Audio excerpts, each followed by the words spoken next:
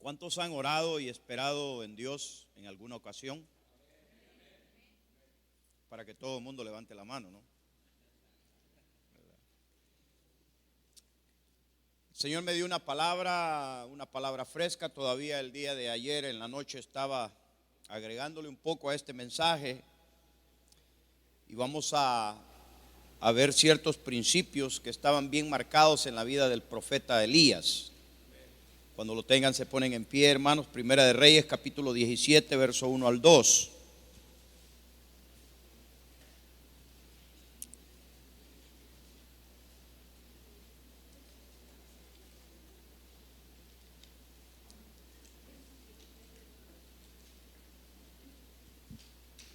Entonces Elías Tisbita, que era de los moradores de Galaad, dijo a Acab: vive Jehová Dios de Israel, en cuya presencia estoy, que no habrá lluvia ni rocío en estos años, sino por mi palabra. Una vez más. Entonces Elías Tisbita, que era de los moradores de Galaad, dijo a Acab: vive Jehová Dios de Israel, en cuya presencia estoy, que no habrá lluvia ni rocío en estos años, sino por mi palabra. Levante su mano derecha. Padre, en el nombre de Jesús te damos gracias por lo bueno que tú eres, porque a través de tu palabra nos enseñas, porque a través de tu palabra nos corriges, porque a través de tu palabra nos consuelas, porque a través de tu palabra nos exhorta. Padre mío, Señor, hoy vengo con una palabra no solamente de edificación, Señor, sino que también con una palabra de consolación. Te pido, oh Dios Padre mío, que esos corazones que necesitan ser edificados sean edificados, que aquellos corazones que necesitan ser consolados sean consolados. Que sea tu Santo Espíritu, Señor, el que obre en cada uno de ellos. Te lo pedimos en el nombre de Jesús. Amén y amén. Dele un aplauso al Señor, hermano. Pueden sentarse, hermanos. El día de ayer tuvimos un tiempo muy bonito allá en Magdalena. Y la verdad que nos gozamos mucho. Aquellos que estuvieron ahí pueden quizás darte mejor testimonio de lo que Dios hizo en sus vidas. Es un privilegio estar aquí por segunda vez. Permítame darle una perspectiva bíblica de lo que es realmente la oración, el poder que hay detrás de la oración. Elías entra en escena en un momento que es crucial. Este es el primer pasaje de la Escritura donde el profeta Elías entra en escena.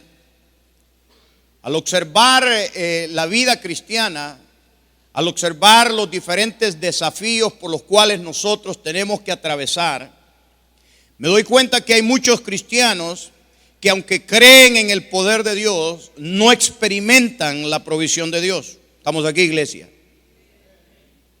Y es que para alcanzar la provisión de Dios, nosotros tenemos que estar conectados.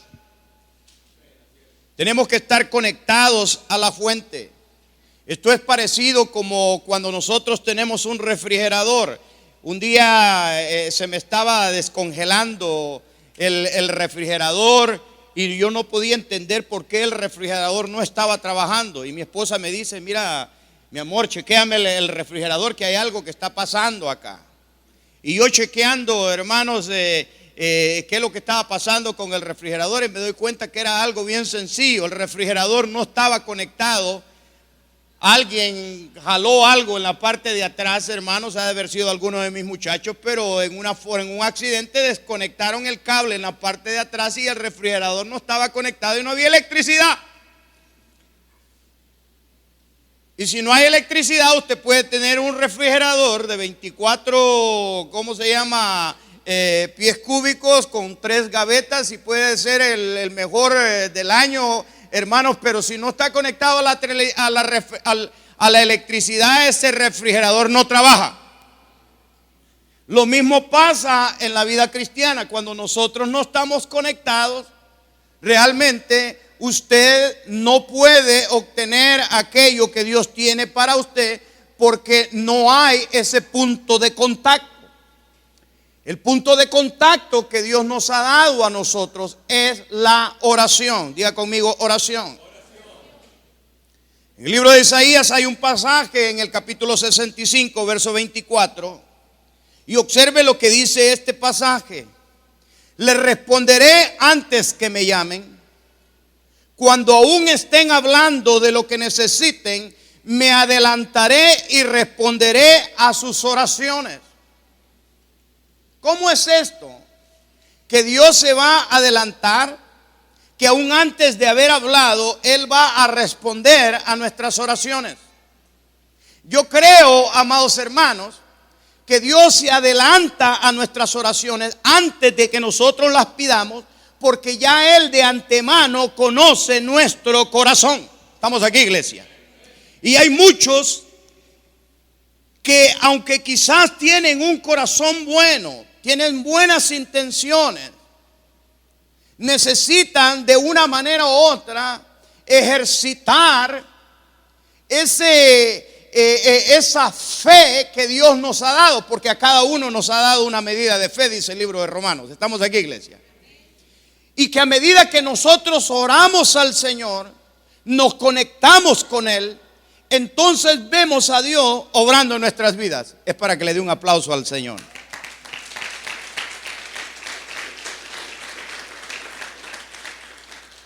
Algo importante que nosotros debemos de entender acerca de la oración y la oración efectiva es que la Biblia es un libro que está plagada de un sinnúmero de promesas. Diga conmigo promesas. Estas promesas son la voluntad de Dios. Están realmente en el corazón de Dios. Es el deseo que Dios tiene de bendecirnos a nosotros. David, cuando oraba frecuentemente, él expresaba estas palabras: recuerda la promesa que hiciste a tu siervo, porque es mi única esperanza. Tu promesa renueva mi fuerza, me consuela en todas mis dificultades. En otras palabras, una promesa es como un decreto, es un principio, algo que Dios ha establecido. Y cuando Dios establece ese principio, y acá en la tierra nosotros podemos conectarnos y oramos de acuerdo a ese principio, es cuando lo sobrenatural toma vida en un plano terrenal. Estamos aquí, iglesia. Por ejemplo, cuando Dios me llamó al ministerio, Dios me llamó al ministerio en un momento que era crucial. Yo tenía hermanos, hasta ese entonces había trabajado por 25 años en administración de empresas allá en los Estados Unidos. Estaba muy bien. Había abrazado el sueño americano. Teníamos casa, teníamos carros nuevos, teníamos todo. Pero en un momento crucial, el Señor me hace un llamado. Y todo lo que yo escuché del Señor fue decir: grande es tu galardón. Y aunque yo no entendía lo que esto significaba, lo que sí sabía es que había detrás de esas palabras una promesa de parte de Dios. Estamos aquí, iglesia. Y yo recuerdo que hice un pacto con Dios. Me levanté de madrugada porque yo entendía que el Señor había hecho un desafío en mi vida, pero que yo tenía que conectarme con Él. Y lo que hice de madrugada fue levantar mis manos y decirle al Señor: Señor, yo no te entiendo. No sé hacia dónde me quieres llevar, pero lo único que sí sé, Señor, es que el lugar donde me encuentro hoy no es el mejor lugar, y que el lugar donde me quieres llevar, aunque yo no lo entienda, Señor, será un mejor lugar del lugar donde me encuentro en esta hora. Porque yo confié en una promesa del Señor. Y a medida que fui confiando en esa promesa, el Señor comenzó a abrir puertas a tal grado que estoy parado aquí en Caborca porque Dios un día me hizo una promesa. Estamos aquí, iglesia. Las promesas del Señor. Dígale al que está a su lado: este avión va a agarrar vuelo. Observe la vida del profeta Elías. La vida del profeta Elías es uno de esos profetas un tanto raro. En el capítulo 17, Elías cierra los cielos. Y en el capítulo 17 dice: no va a haber lluvia. Pero en el capítulo 18, en el verso 1, dice: va a llover. En el 17 los cielos son cerrados. En el 18 los cielos son abiertos. Y la pregunta es: ¿por qué primeramente Elías cierra los cielos? ¿Y por qué vuelve y los abre? Este periodo fue un periodo de 3 años y medio. Veamos algo importante, hermanos. Que Elías cierra los cielos basado en algo que Dios había decretado para el pueblo de Israel muchos años atrás. En otras palabras, Elías, que tenía un conocimiento de la Escritura, sabía que había una palabra que Dios había desatado para Israel. Y la palabra era que cuando Israel volcara sus ojos hacia ídolos, que cuando volcara su corazón y se fuera tras dioses paganos, él iba a cerrar los cielos. En el libro de Deuteronomio, capítulo 11, verso 16 y el 17, dice la palabra del Señor: guardaos pues que vuestro corazón no se infatué, y os apartéis y sirváis a dioses ajenos, y os inclinéis a ellos, y se enciende el furor de Jehová sobre vosotros, y cierre los cielos, y no haya lluvia, ni la tierra de su fruto, y perezcáis pronto de la buena tierra que os da Jehová. Y escuche, amados hermanos, lo que Israel había hecho es que había quebrantado ese principio. Y basado en ese principio, Elías oró y desató una maldición sobre el pueblo de Israel.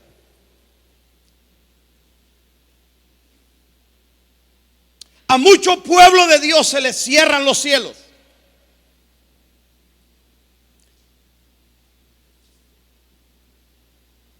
Se nos secó el río.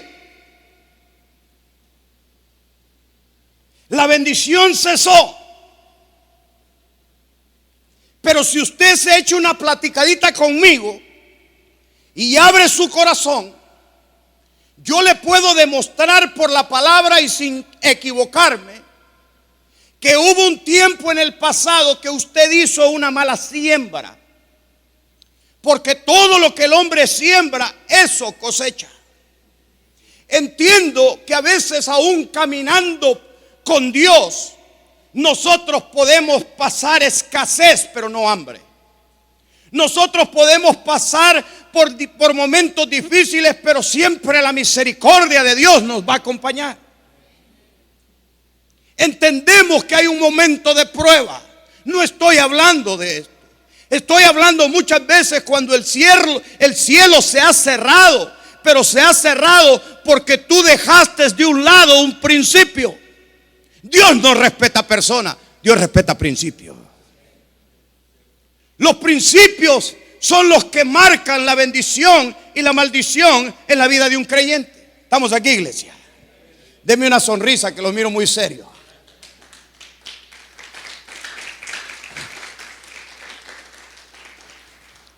Cuando nos apartamos de Dios y otras cosas ocupan nuestro corazón, aunque usted no se haya postrado ante una imagen, esas cosas vienen a ser como un ídolo para usted. Recuerdo en una ocasión yo tenía un joven. Este joven se convirtió al Señor. Yo lo empecé a formar junto con uno de mis discípulos. Empezó a caminar y estaba creciendo en una forma muy rápida. Todo el mundo en la iglesia estaba impresionado por la vida de este muchacho. A los 6 meses ya estaba predicando. Hermanos, tenía una facilidad para poder descifrar los textos bíblicos, y cuando menos acordábamos, este hombre estaba escribiendo mensajes. Pero de repente, de la ciudad de Chicago, me llega una muchacha. Este jovencito tenía 18 años. Me llega una muchacha de 32 años, muy parecida, muy hermosa. Y empezó a coquetearle a este jovencito de 18 años. Y yo, cuando miré esta situación, no dejó de entrarme cierta, hermanos, empecé a sentirme un tanto descontento. Al principio ellos decían: solamente somos amigos.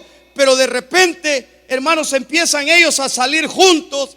Y yo recuerdo que una vez los tuve que confrontar a los dos. Y le dije, esto no te conviene. Esto está fuera de un principio bíblico. Primeramente yo tuve que decirle a la muchacha, le digo, mira, yo no tengo nada contra ti, pero la realidad es que yo no sé quién tú eres, pero yo sí conozco a este muchacho. Como a la semana recuerdo que me llama el marido de esta muchacha. Y me dijo, ¿usted es el pastor Toby Lazo? Y le digo, sí, yo soy. ¿Por qué es usted un pastor tan sinvergüenza? Me dijo. Y le digo, disculpa, pero ¿yo con quién hablo? Usted habla, me dijo, y me dijo el nombre, que por cierto se llama Arnulfo. Yo soy y soy el esposo de esta muchacha, y usted ha permitido un noviazgo. Y le digo, ¿y cómo tú sabes que yo he permitido ese noviazgo si lo que más bien quisiera es quitarme esa filistea de la iglesia?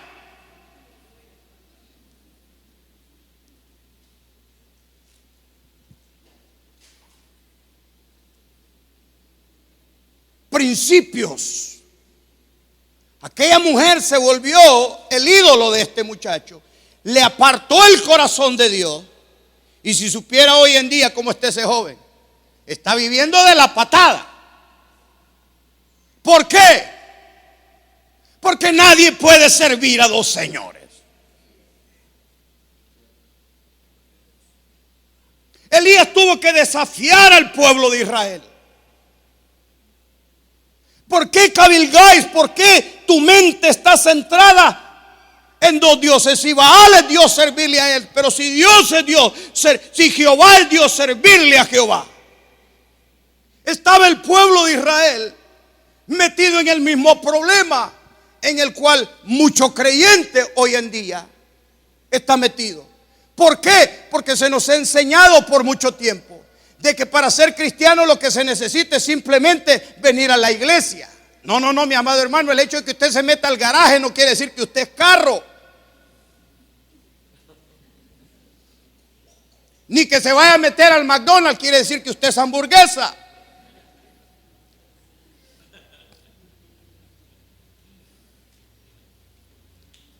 Y aunque se ponga un traje de charro, no es Vicente Fernández.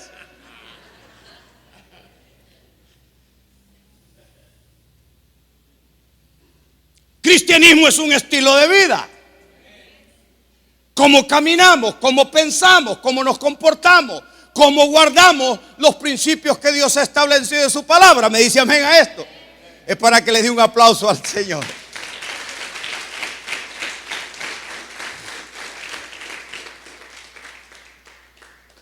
Observe que cuando Elías abre los cielos, Elías tuvo que hacer dos cosas. Primero entendemos que Elías cerró los cielos basado en una palabra que Dios había dado. Basado también en esa misma palabra, o más bien en los mismos principios que Dios había dado, Elías abre los cielos.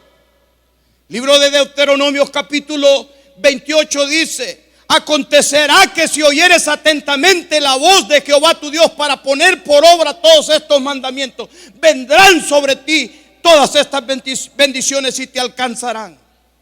Y una de las bendiciones que iba a venir sobre Israel era que Dios iba a abrir los cielos y que iba a descender lluvia y que siempre verían el fruto de la tierra. ¿Me dice amén a esto?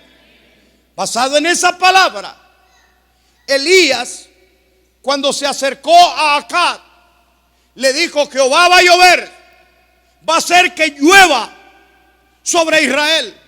Pero antes de que la lluvia pudiera caer, Elías tuvo que hacer un acto profético. Y el acto profético que Elías hizo aparece en Primera de Reyes 18:30. Elías tuvo que restaurar el altar de Jehová que estaba arruinado. Vaya conmigo a esta palabra. Elías 18, no hay Elías. Primera de Reyes 18:30.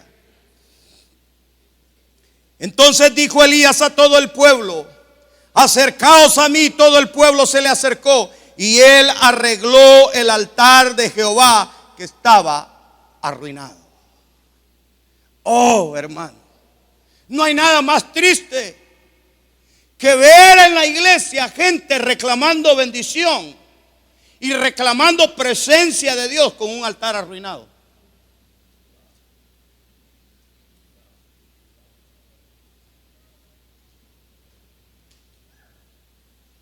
Una hermana muy querida me llama y me dice: pastor, yo tengo un hermano de nombre José, es el hermano mayor, y este hombre está con un problema de alcoholismo, con un problema de droga, pero él en un tiempo fue un hombre que le sirvió al Señor, fue un hombre que predicaba la palabra, fue un hombre y empezó a darme detalles de quién era José. Y me dice: pastor, el único que lo puede liberar de esa maldición es usted. Aquel hombre llegó a mi casa, se sentó en la sala de mi casa y me dijo: pastor, le quitó una gorra que andaba. Yo quiero que usted ore por mí. Y le dije: José, aunque yo ya sabía el historial, le dije: José, ¿por qué quieres que yo ore por ti? Me dice: porque a mí me han dicho que usted es bueno para sacar demonios y yo quiero que me saque el demonio. Me dice: porque yo ya no aguanto. Y le dije: José, qué fácil fuera que con una simple oración yo te sacara todos esos chamucos que andas. Contame de tu vida. Había dejado a su esposa, se había metido con otra moabita, porque esta no era filistea, era moabita, ahí en la iglesia. Cosas que pasan en la iglesia. Claro, aquí en Caborca no pasan esas cosas. Eso pasa allá al otro lado de la frontera. Me dice: yo dejé a mi esposa, le fallé a ella, le fallé a mis hijos y tengo esta mujer. Y ha venido a ser como una cruz. Y le dije: y si ha venido a ser como una cruz, ¿por qué la seguís cargando? Y me reveló el Señor le dice: ¿te acordás de la canción de Vicente Fernández que dice cruz de olvido? Olvide esa mujer. Olvídala. No puedo, pastor. Y le digo: tampoco te puedo sacar el chamuco. Porque para tú poder ser libre y experimentar la bendición de Dios y experimentar la lluvia de Dios, primero tenés que restaurar tu altar. ¿Estamos aquí, iglesia? Principios. Dios no respeta personas, Dios respeta principios. Son los principios bíblicos que Él ha marcado en su palabra, los que te van a dar la bendición, pero también te van a dar la maldición. El día de ayer estaba compartiendo con los hermanos. Le digo que hay una oración que yo escucho casi en todas las iglesias: Señor, envía tu gloria. Tenga cuidado con lo que usted pide. Porque un día en la madrugada el Señor me habló y me dijo: dile a mi pueblo que tenga cuidado cuando pida bendición. Y yo le pregunté al Espíritu y le dije: Señor, ¿por qué? En la mañana estoy leyendo el libro de los Éxodos y el Señor me dio la respuesta, porque las respuestas están en la Escritura, hermano. La misma gloria que sacó al pueblo de Israel de Egipto con prodigios y señales, fue la misma gloria que cuando el pueblo murmuró porque se habían quedado sin agua, Dios le sacó agua de la roca. Fue la gloria de Dios. ¿Me dice amén a esto? Cuando no tenían que comer, la misma gloria de Dios les dio maná. La misma gloria de Dios los llevó a una tierra que fluía leche y que fluía miel. Ellos trajeron el fruto de la tierra. Dice que entre dos venían cargando un racimo de uvas. Hermano, yo nunca he visto un racimo. En California a veces se dan unos racimos de uvas bien grandes, pero un racimo de uvas, hermano, ¿será que se equivocó la escritura y traían un racimo de guineos, hermano? O de banano. La Biblia dice que de uvas. Esa misma gloria que estaba a punto de introducirlos a la tierra prometida fue la misma gloria que los mató en el desierto. Juro que no entrarán en mi reposo. Toda esta generación que vio mi gloria en Egipto, que vieron las maravillas que yo hice, pero me han tentado ya 10 veces, no entrarán en mi reposo. La misma gloria los mató. Estamos aquí, iglesia. Dios no respeta personas, Dios respeta principios.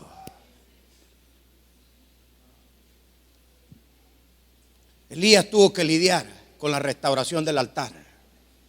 Y si a usted se le ha cerrado los cielos, usted tiene que lidiar con su altar primeramente. ¿Qué pasó después de que Elías? Dice la palabra del Señor, y aquí está el pasaje, Primera de Reyes 18:30.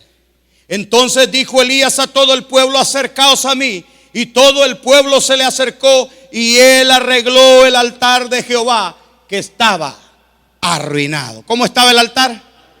Estaba arruinado. Entonces don José, cuando llegó a mi casa, me dijo: yo estoy arruinado. Y le digo: tenés razón, estás bien amolado. Ese hombre salió enojado de mi casa. Yo no puedo dejar a esa mujer. Y le dijo: tampoco puedo orar por ti, ni tampoco Dios te va a restaurar. Dije yo: ¿qué tal si yo empiezo a orar por este y se desata, cómo se llama, un chamuco y una legión? Y después de eso me quieren hasta dar en la cara, y yo no tenía ni siquiera nadie que me ayudara.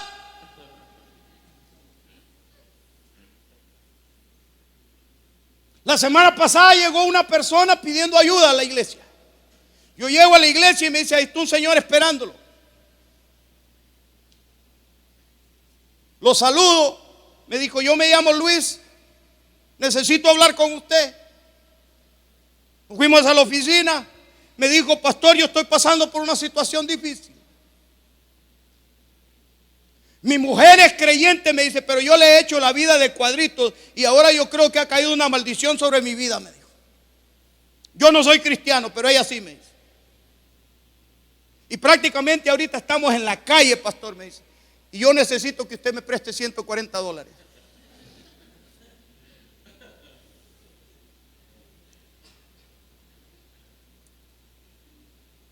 Y yo dije: lo voy a poner a prueba, ¿verdad? Porque 140 pesos no se comparan con el cariño de una madre, ¿verdad? Yo dije: 140 pesos. Yo lo voy a poner a prueba esto. Y le dije: Luis, yo te puedo ayudar, pero te vas a quedar a escuchar el mensaje. Y me dice: el problema es que yo tengo que estar a las 12, porque si no me sacan del motel donde yo estoy. Y le dije: entonces estás metido en un problema, hermano. Le digo: porque yo no te voy a dar plata a menos que vos escuches el mensaje. Por lo menos déjeme ir al motel y avisarle a la gente que a la 1 de la tarde yo le llevo la plata. Y el hombre se fue. Y yo predicando, y le dije, le dije a la iglesia lo que estaba pasando. Le dije: póngale cuidado a ver si entra. Y cuando dije póngale cuidado a ver si entra, viene entrando Luis, ¿verdad? Y no le di los 140, le di $100 a él. Pero recuerdo que le dije estas palabras. Le dije: Luis, te voy a decir algo. En la iglesia hay dos clases de personas, le dije. Y allá afuera también hay dos clases de personas. Aquellos que conocen de Dios y otros que conocen a Dios. Aquellos que buscan a Dios y otros que buscan el favor de Dios.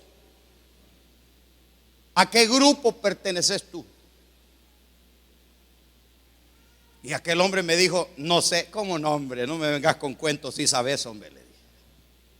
¿Sabes por qué te ayudé? Le dije: porque contigo estoy haciendo una siembra. Y es más, no la estoy haciendo ni contigo, sino con tu mujer. Porque si ella tiene entendimiento de Dios, quizás esta ofrenda que yo estoy dando puede hacer que esta siembra que yo hago no la estoy haciendo por ti, la estoy haciendo por ella. Y le digo: y si tú dices que tú has sido piedra de tropiezo, le digo, tú has sido una maldición en vez de ser una maldición para tu mujer. ¿Qué es lo que quieres hacer con tu vida? ¿Querés buscar a Dios o querés buscar el favor de Dios? ¿Se acuerda cuando Jesús le dio de comer a los 5,000? Dice la palabra del Señor que Jesús estaba cansado y a la noche, hermanos, ya era noche. Imagínense, hermanos, para darle un banquete a 5,000 personas. Y que no contaban las mujeres ni los chilpayates. Digamos que habían unas 10,000 personas ahí. El maestro estaba cansado. Agarró una barca y se fue al otro lado, a una ciudad. Y allá lo andaba buscando la gente. Y cuando lo encontraron, le dijeron: maestro, todo el día te hemos andado buscando. Y el maestro les dijo: vosotros me buscáis porque os di de hartar, dice la versión antigua. Vosotros me buscáis porque os di de comer, les dijo.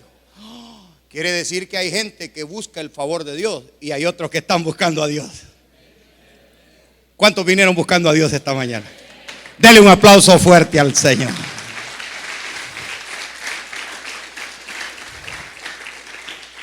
Lo segundo que Elías tuvo que hacer es que tuvo que lidiar no solamente con el altar, sino que también Elías tuvo que lidiar con los ídolos.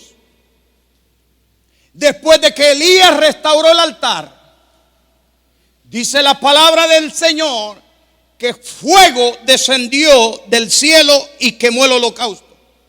Ese fuego que desciende del cielo es el Espíritu Santo que viene a morar en aquellos que tienen un altar restaurado. ¿Me dice amén a esto? Por eso es que a veces usted mira unos hermanitos, hay gente que no entiende, mira unos hermanitos que andan locos, que adorando al Señor y dice pura película mango, dice anda conectado con Dios. Estamos aquí, iglesia. Cuando usted tiene un altar restaurado, lo primero que toma lugar en su vida es la presencia misma de Dios. Por eso es que Elías, cuando desafió al pueblo de Israel, vive Jehová, en cuya presencia estoy, que no habrá lluvia estos años. Cuando usted está conectado con Dios, su boca habla diferente. ¿Usted puede sentir que yo estoy conectado con Dios? Si algunos se me estaban durmiendo, ahora ya los miro con los ojos pelados. No se preocupe que esto se va a poner mejor. Estamos aquí, iglesia. Observe esto.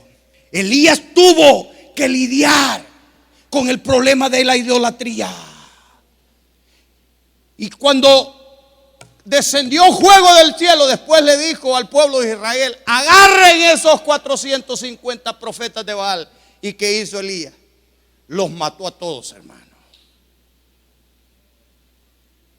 No podía caer la bendición de Dios. Simplemente con restaurar el altar había que lidiar con el ídolo. Había que lidiar con aquello que estaba previniendo que la bendición cayera sobre Israel. Usted tiene que lidiar con muchas cosas para que esa bendición fluya. Estamos aquí, iglesia. Hay cosas que usted tiene guardadas, muy bien guardadas, que están siendo un obstáculo para que la presencia del Señor se mueva. El otro día fui a visitar, déjeme ponérselo de esta forma. Fui a visitar a mi hermana y el esposo de mi hermana, mi cuñado Hernán, había hecho enfrente de la casa, había hecho un gran hoyo, un gran hueco, hermano. Y yo me asomé al hueco y miré que había destapado toda la cañería que entra a la casa. Y cuando entré le dije: Hernán, ¿y qué pasó tenés un problema de promelía? Y me dijo: cállate, me dijo. No vas a creer, me dice, que empezó a tirar agua por todos lados. Los toiles empezaron a rebalsarse, las bañeras empezaron a rebalsarse y no sabemos qué está pasando. Como a los 3 días lo volví a visitar y le dije: ¿qué es lo que pasaba, Hernán? Me dice: se había metido una rama en medio de la cañería. Y esas ramas, hermanos, se meten como un hilito en la cañería. Se van metiendo como un hilito. Pero una vez que agarran el agua, empieza esa rama a crecer y al poco tiempo obstruye el agua. Hay muchos cristianos que tienen una rama tan grande y están obstruyendo la bendición, están obstruyendo el pase del agua, que significa la vida del Espíritu. Moché esa rama, hombre. Mochala. Cortá la cañería y sacala. Porque cuando la sacas, entonces vas a ver las bendiciones de Dios fluyendo sobre tu vida. Estamos aquí, iglesia.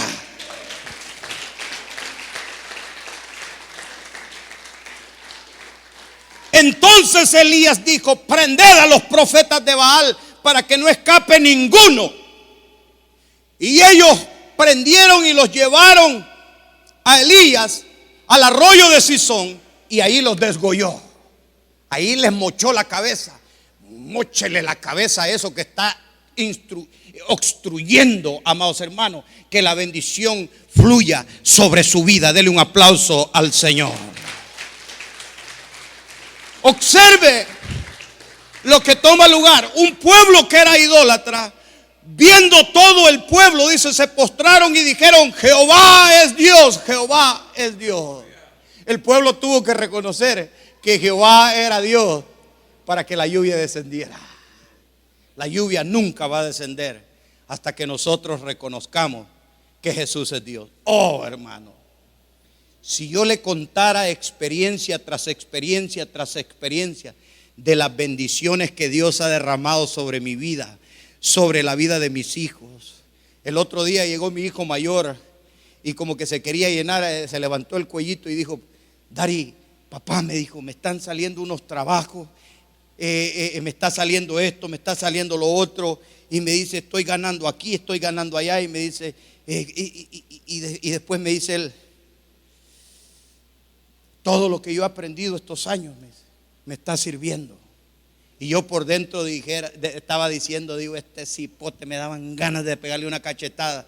Y digo, si supiera que las bendiciones que él está cosechando son resultados de mi siembra. ¿No dice la Escritura que el bien y la misericordia te seguirán todos los días de tu vida? ¿No dice la Escritura: no he visto un justo desamparado ni su simiente que mendigue pan? ¿No es eso lo que dice la palabra? Todos los días cuando oro yo le digo al Señor: bendícelos. Mi hija tiene buen trabajo, mi otro muchacho se acaba de graduar de una carrera de ingeniería y un día lo voy a traer aquí para presentárselo a las muchachas porque quiero que se case con una mexicana. ¿Estamos aquí, iglesia? Porque el día que usted se case con ese negro, jovencita, usted va a ser bendecida también. Usted va a salir siendo mi hija. Empiece a orar. 24 años tiene.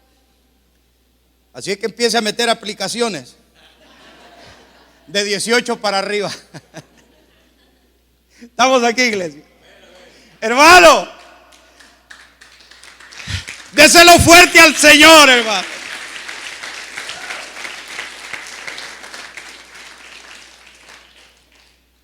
Aprenda a orar de acuerdo a la palabra. ¿Sabe por qué hay gente que no sabe orar? Porque desconoce la Escritura, porque desconoce las promesas. Cuando usted ora de acuerdo a las promesas de Dios, usted le está recordando al Señor. Entendemos que usted tiene que restaurar su altar, ¿verdad? Ya lidiamos con eso, ¿verdad? Pero si tiene un altar restaurado y usted todavía no está recibiendo las bendiciones que Dios tiene para usted, esto quizás implica que usted o no ora o no sabe orar. Y lo puedo llevar al libro de Santiago, porque a veces el cristiano pide y pide mal. Pero cuando usted pide bien, acuérdese, para pedir bien hay que orar de acuerdo a lo que Dios ha decretado en su palabra. Hay un sinnúmero de bendiciones que Dios tiene para usted, que todavía usted no las ha alcanzado porque no las ha pedido. Y si usted no las va a pedir, hoy le voy a pedir que me haga un favor. Levante la mano derecha y tírelas para este lado porque yo las voy a agarrar.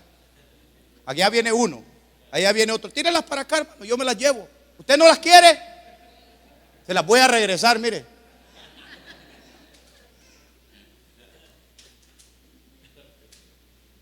Usted no sabe lo que está haciendo cuando levanta la mano y tirando bendiciones para acá. Aprenda a orar de acuerdo a lo que la palabra dice. Observe que el pueblo de Israel dice que estuvieron 430 años cautivos en Israel.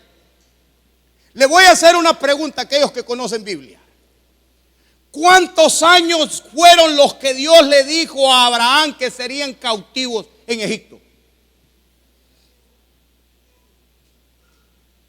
¿Cuántos años? Dios mío, esta es una pregunta de primer grado. Me voy a acercar por acá porque aquí hay. ¿Cuántos años estaba supuesto a estar el pueblo de Israel cautivo en Egipto? ¿Cuántos? No me agréguele un cero. 400 años. 40 años anduvieron en el desierto. Pero dice la Escritura que estuvieron 430 años. Le voy a explicar por qué estuvieron 30 años más. Porque durante esos 30 años no hubo alguien que clamara y reclamara esa promesa. ¿Cuántos años tuvo el pueblo de Israel cautivo en Babilonia?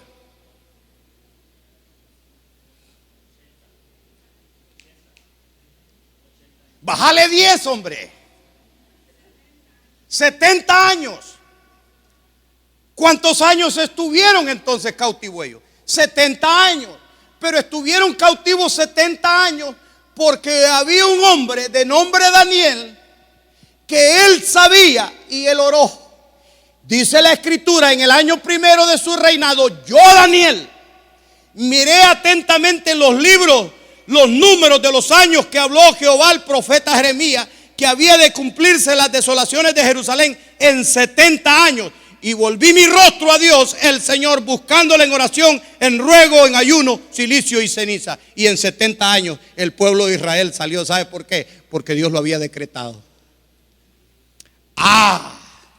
Quiere decir que hay promesas que Dios ha decretado para tu vida que todavía tú no las has alcanzado porque no has orado. Le voy a presentar un ejemplo. Cuando yo vine a los caminos del Señor, yo tenía un problema de insomnia. A mí me daban las 2, 3 de la mañana y no podía dormir. Y como no podía dormir, agarraba la Biblia y en la misma Biblia encontré un pasaje que dice que a los santos dará a Dios el sueño. Y dije yo, ay caray, quiere decir que si yo tengo insomnio, que esto no es la voluntad de Dios. Y entonces, ¿por qué yo no puedo dormir? Y dije, Señor, si tú dices en tu palabra que tú le darás el sueño a tus santos, ¿por qué yo no puedo dormir? Y me puse a hacer una oración y yo era novato en ese tiempo, no entendía muchas cosas y dije, pudiera ser, Padre, que esta palabra no se está cumpliendo en mi vida. ¿Será que el diablo de una manera u otra tiene algún control en mi mente? Yo reprendo al diablo. Y mire, hermano, desde ese día yo duermo como un niño, fíjese. Si usted no puede dormir, quizás tiene algún problema parecido al que yo tenía. Por ejemplo, la protección. Dice la palabra del Señor que caerán a tu lado 1000 y 10,000 a tu diestra, pero a ti, dice Jehová, no te tocarán. Es una promesa, ¿verdad? Pero hay veces andan los cristianos, hermanos, tronándose los dedos con miedo, llamando al pastor. Había una hermana que todos los meses me llamaba, pastor, lo estoy llamando porque fíjese que llegaron unos inspectores acá y yo creo que a mí me van a quitar el apartamento. A ella le estaba ayudando el gobierno. El siguiente mes llamaron, pastor, desalojaron a la mujer de enfrente. Y yo creo que yo voy a hacer la siguiente. El tercer mes, hermano, y así se la pasaba siempre al final del mes. Y un día, pero me agarró de malas, hermano. Y no se lo dije ni en el espíritu, sino que en la carne. Pastorcito, lo estoy llamando. ¿Qué pasó? Mi hijo se fue para la universidad. Y usted sabe que él estuviera aquí en la casa era importante porque por él me dan una ayuda, por mi hija me dan una ayuda y ahora me van a quitar esa ayuda. Y yo escuchándola y le dije, hermana, ¿cuánto tiempo le ha estado ayudando el gobierno a usted? 9 años, pastor. ¿Cuánto tiempo tiene de estar en casa de Dios? ¿Cuánto tiempo tiene usted de estar en nuestro ministerio? 10 años, pastor. Le voy a hacer una pregunta. En estos 10 años que usted ha estado en casa de Dios, ¿le ha faltado algo? No, pastor. ¿Y por qué se preocupa tanto, hombre? Si usted es una hija de un rey, si el rey que nosotros tenemos es el dueño del oro y de la plata, ¿por qué pone su confianza en el gobierno? Ponga su confianza en Dios. Nunca más me volvió a llamar la hermana.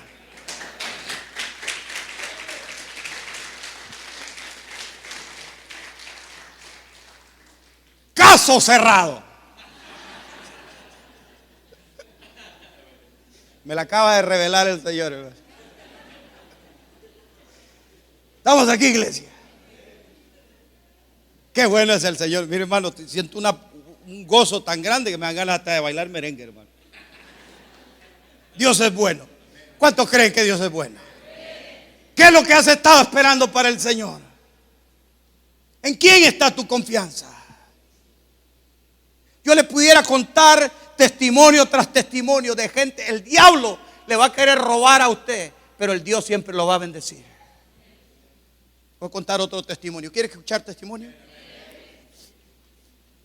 Un día en la iglesia llegó este supuestamente hermano.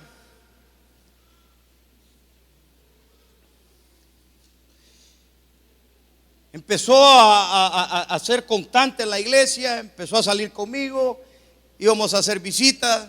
De repente me dice: pastor, estoy teniendo un problema financiero y yo necesito que usted me preste $1,700. Y en ese tiempo, hermano, yo le digo sinceramente, yo los tenía. No me pida 1,500 pesos porque no los tengo. Pero en ese tiempo los tenía. Si quiere pedir dinero, pide dinero a este hombre, que este tiene plata aquí.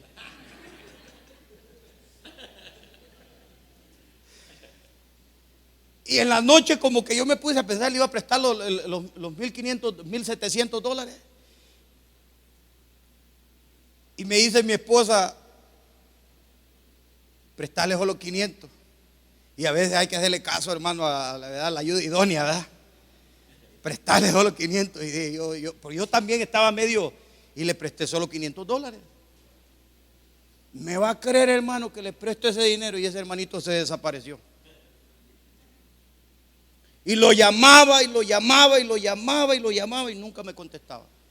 Un día como que se me prendió el foco, agarré el teléfono de mi hija y lo llamé con el teléfono de mi hija. Y como él desconocía el teléfono de mi hija, me contesta. Y le digo: Daniel, ¿cómo estás? Te habla el pastor. Ah, pastorcito, ¿cómo está? Me dice: fíjese que el teléfono no me ha servido, por eso no le he llamado. Y le dije: de cuento, Daniel, hombre. No has llegado a la iglesia, te he dejado mensajes, no me regresan los mensajes. Vos no me querés pagar la plata. ¿Qué hubiese hecho usted en un caso como ese? ¿Lo lleva a corte? ¿Ah? ¿Caso cerrado? Usé un principio, fíjese, y dije: lo voy a bendecir. Daniel, le dije, te estoy llamando no para pedirte lo que me debes. Te estoy llamando para decirte que te estoy perdonando la deuda. Te la perdono. Fíjese que cuando yo dije esas palabras, experimenté paz en mi corazón, fíjese. Porque tenía ira. Pero una vez que lo bendije, sentí paz en mi corazón. Y un día estoy dando ese testimonio en la iglesia. Y hay un hermano que por primera vez llegaba a la iglesia y estaba sentado ahí en la parte de atrás. Cuando yo terminé de predicar, aquel hermano se levantó y me dijo: pastor, ¿yo puedo hablar con usted? Y le digo: claro. Me dice: yo tengo una ofrenda para usted. Y me la puso en un sobre. Y le dije: esta ofrenda es para la iglesia. No, me dijo: la ofrenda para la iglesia yo ya la di. Esta ofrenda es para usted. Y yo sentí la ofrenda un poco gordita, hermano. Entonces yo corrí para el baño para ver cómo se llama. No era de que tenía necesidad del baño, sino que quería ver la ofrenda. No, yo soy un hombre sincero, hermano. Sincero. Aquel hombre me había dado $600. Y una hermana me había dado $100 en esa tarde. Y yo me puse a pensar, digo, de los 500 que me robó el diablo y los intereses que me dio el Señor, $200. El Dios que tenemos es un Dios grande. ¿Estamos aquí, iglesia? Y el Señor me ha revelado que alguien me va a dar $700 aquí, fíjate. No, es broma, hermano. Es broma, no se vaya a creer esa. Ya se puso triste, ¿verdad? No. ¿Cómo quiero terminar este mensaje? Le voy a decir algo. El Dios que nosotros tenemos tiene promesa para ti. ¿Me dice amén? Amén. Hay otro conflicto con el cual usted tiene que lidiar. Escuche lo que le voy a decir. Si hay algo que a mí me choca muchas veces, me molesta es cuando yo escucho hablar al creyente. Porque cuando usted habla, usted está reflejando lo que hay en su corazón. Usted tiene que aprender a hablar lo correcto. Déjeme mostrárselo de esta forma y con esto yo voy a terminar. Escuche esto.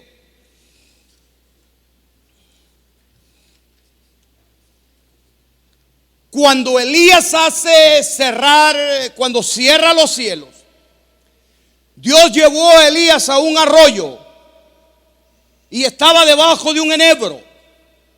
Y ahí llegaba el cuervo, dice la palabra del Señor, con carne. Mire que los cuervos comen carne. Mire qué raro es nuestro Dios, hermano. Mandaba un cuervo con carne para alimentar al siervo. En otras palabras, yo no sé dónde ese cuervo asaba la carne. Porque cruda no creo yo que se la comía Elías o él la cocinaba.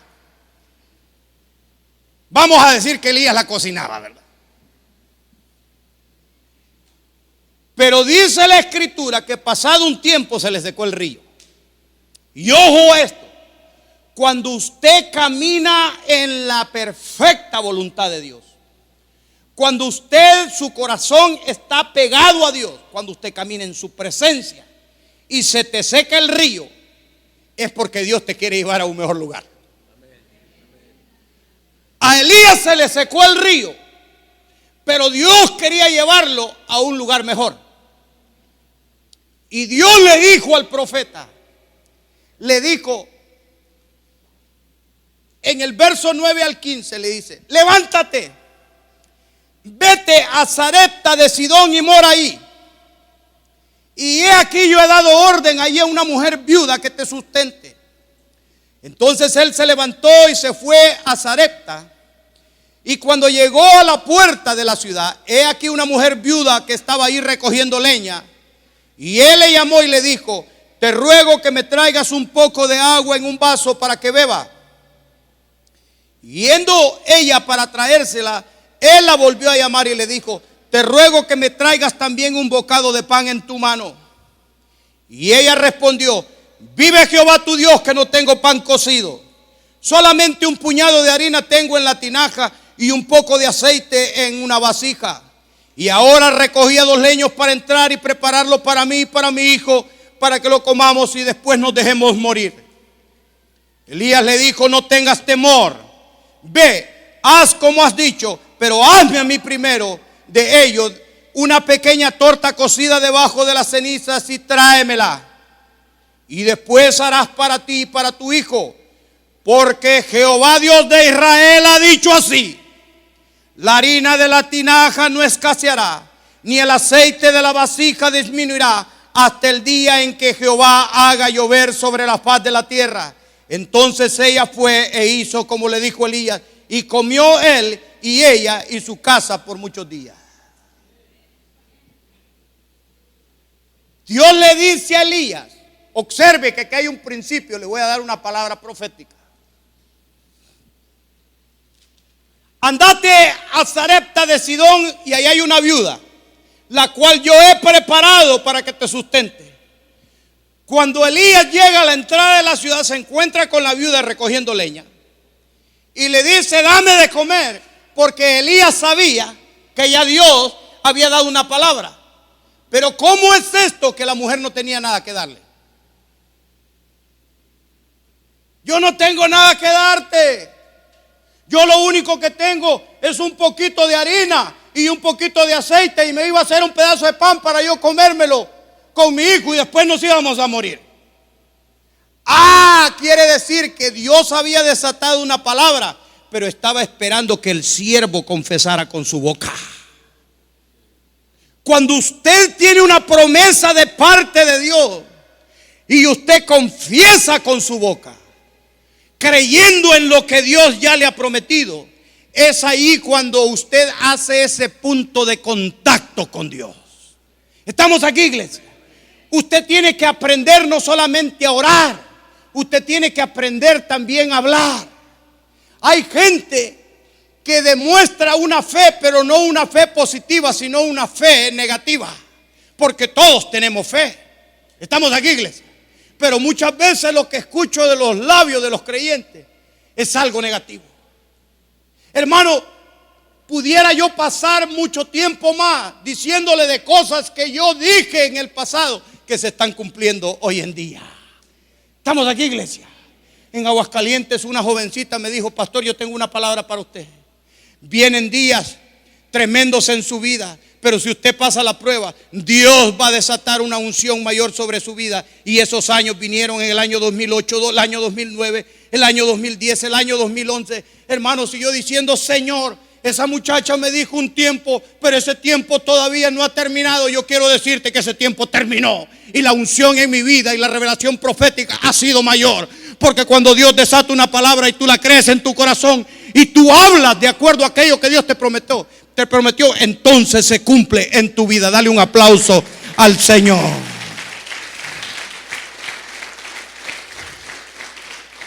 Y dije que iba a terminar con esto, pero hay algo más que quiero mostrarle.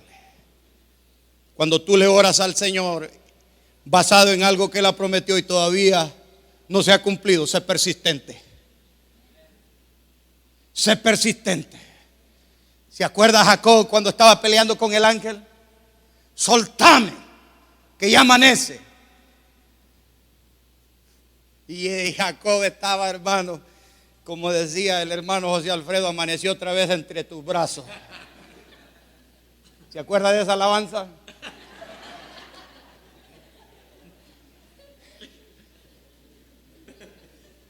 No te suelto hasta que me bendiga. No te suelto hasta que me bendiga. Jacob estaba buscando una bendición. Entró como un, ¿sabe qué significa la palabra Jacob?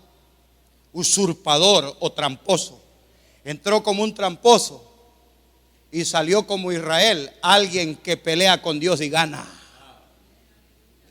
¡Ja! Pero fue persistente. ¿Se acuerda cuando Dios le dijo a Elías: va a llover? Y Elías le dijo a Acab: vete a comer, sube,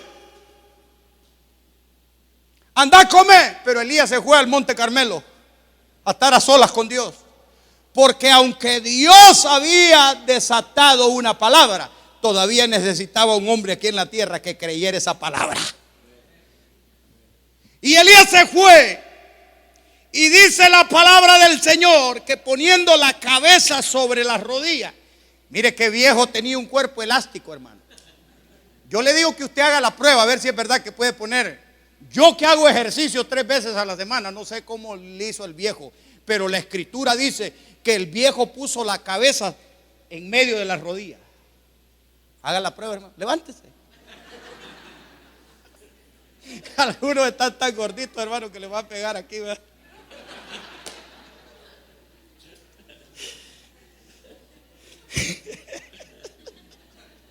Hoy he venido gozoso yo, hermano.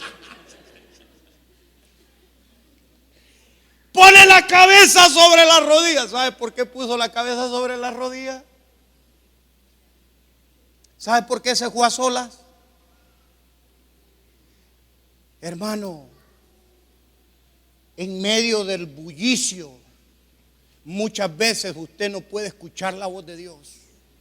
Usted tiene que apagar las voces del diablo. Usted tiene que apagar las voces del enemigo. A veces los que están más cercanos a nosotros nos quieren robar la bendición. Me recuerdo cuando yo le dije a mi propio hermano, que era mi pastor, que Dios me estaba llamando para pastorado. Y me dijo: ay, mi hijito, vos no sabes en lo que te estás metiendo. Y si supiera, hermano, que el ministerio que Dios me ha dado a mí es más grande que el que tiene él. Él no miraba lo que yo miraba. Y dije: este no cree. Entonces yo me fui para otro lado y me fui a meter solo. Le dije: Señor, tú tienes un llamado para mi vida. Escuche. Cuando Elías se juntó con Acab, le dijo: vete, porque escucho un ruido de una gran tormenta. ¿Cómo es que se puede escuchar un ruido de una gran tormenta en un día soleado, hermano? El siervo la miraba con los ojos de la fe. O sea, él ya miraba el ruido, y por eso le dijo a Acab: vos andá, bebé y comé, pero yo me voy a ir al Carmelo, porque yo escucho ese ruido, pero no voy a alegar contigo ni contigo, sino que me voy a meter en la presencia del Señor. Y después le dice al siervo, le dice: andá, asomate a la mar, porque se oye lluvia. Y el siervo le decía: estás loco, Elías, no hay nada. Y Elías le volvía a decir: anda otra vez. Y al rato venía el siervo: no hay nada. Y después se enojó el siervo y le dijo: andate 7 veces. Y después el siervo, cuando vino la 7ª vez, dice: yo veo una pequeña nube como la palma de la mano que se levanta del mar. Vete y dile a Acab que va a llover sobre Israel. Y dice la palabra del Señor, hermanos, que Elías salió corriendo. ¿Sabe por qué? Porque él, con los ojos de la fe, ya podía venir, ya podía ver la lluvia de bendiciones. ¿Quiere que le dé una palabra profética? Yo veo una lluvia de bendiciones, no solamente para esta iglesia, yo veo una lluvia de bendiciones para todo el estado de Sonora.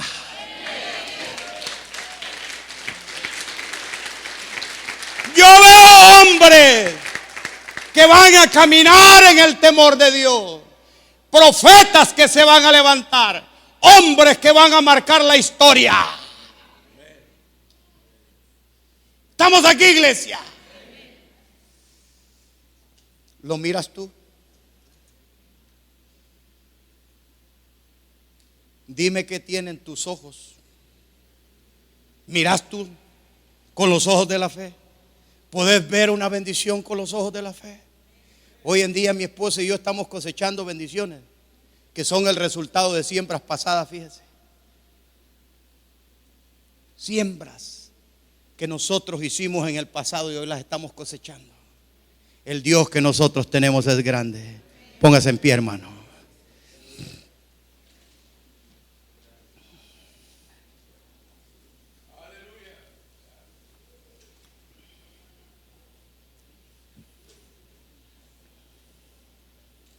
Conéctate con Dios.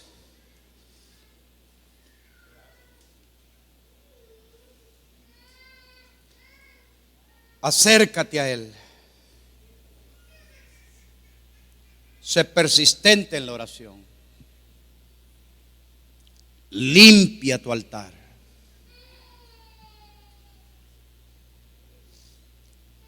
Déjeme hacer un llamado.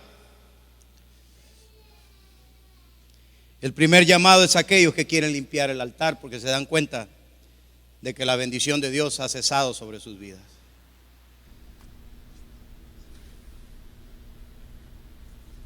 ¿Sabe cómo sabemos nosotros que tenemos la bendición de Dios aun cuando hay escasez? En medio de la escasez, hermano, escuche, yo dejé una carrera que me pagaba una billetada para servirle al Señor. Y empecé a caminar por fe y había momentos donde había mucha escasez, hermano, donde prefería más bien bendecir a mis hijos sin que ellos se dieran cuenta que les estaba dando lo que yo no tenía. Más bien que les daba lo que yo tenía, pero me quedaba sin nada yo, simplemente porque no quería que ellos vieran y que fueran a maldecir al Dios que yo sabía que un día me iba a bendecir. ¿Sabe cuándo usted se da cuenta que a pesar de la escasez, la presencia y la bendición de Dios está con usted? Cuando usted tiene paz y tiene gozo en su corazón. Y si usted ha perdido la paz y ha perdido el gozo, usted ha perdido la bendición de Dios. Y hay gente que Dios la está bendiciendo financieramente, escúcheme lo que le voy a decir, pero no tiene paz ni tiene gozo en su corazón. Usted no tiene a Dios. Usted necesita restaurar su altar. Porque hay gente, hermanos, que empieza a bendecirle al Señor y se vuelven avaros. Y en esto yo puedo hablar con autoridad, porque los pastores aquí saben que las veces que yo he venido a ministrar, que son 2 veces nada más, pero nunca he venido a pedir nada de más, he venido a bendecir, he venido a dar, he venido a hacer una ofrenda para Dios. Aprende a hacer una ofrenda para Dios. Si no tenés paz, si no tenés gozo en el corazón, has perdido la presencia del Señor. en el libro de Apocalipsis. Lo primero que el Señor trata con las 7 iglesias fue con la iglesia de Éfeso. Y a la iglesia de Éfeso le dice: pero tengo algo contra ti, le dijo, que has perdido el primer amor. Oh, hermanos, qué triste es cuando en una pareja se pierde el primer amor. ¿Cuántos están casados aquí? ¿Se acuerdan cuando andaban de novios que pasaban hasta 7 horas hablando? Y hoy con los celulares, Dios mío. Porque en el tiempo que yo conocí a mi esposa no había celulares. Pasábamos hablando todo el tiempo. Pero qué triste es cuando se pierde ese primer amor, ¿verdad? Quiero decirle que yo tengo 29 años casado y no he perdido ese primer amor, fíjense. Hermano, yo estoy desesperado por salir de aquí, cruzar la frontera, porque allá me espera mi amada. Cuando usted pierde el gozo y pierde la paz, es porque usted ha perdido el primer amor. ¿Y sabe por qué perdió el primer amor? Porque perdió el temor de Dios. Perdió el temor de Dios. Y las cosas que antes le ofendían hacer, ahora ya no le ofenden. Estoy hablando de áreas que usted hace en su vida, que usted sabe que le ofenden a Dios. Usted necesita restaurar el altar, fíjese. ¿Estamos aquí, iglesia? ¿Cuántos quieren restaurar el altar? Pase al frente.